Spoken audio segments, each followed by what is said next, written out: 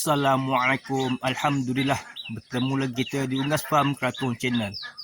Okeylah, hari ni saya nak bercerita sedikit tentang anak itik yang saya beli pada bulan 11 tahun lepas, 2025.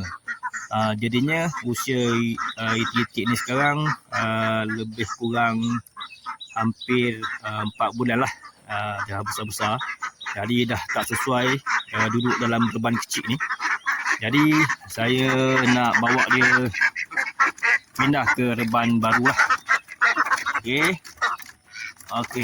tu pula yang terpijak ha. Okey, kita jumpa sekejap lagi.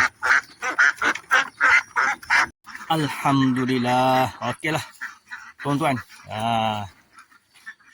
itik-itik pun saya dah pindah ke reban sementara ni. Harap dia selesa lah. Asalnya ada 15 ekor, tapi seekor dah mati, tinggallah 14. Rasanya ada itik jantan yang sini. Kalau tuan-tuan perasan, ada yang kepala dia warna hijau.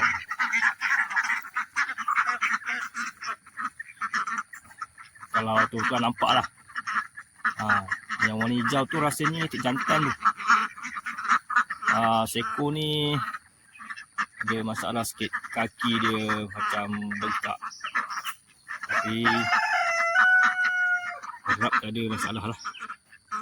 Okeylah, kita berjumpa lagi di episod akan datang. Assalamualaikum.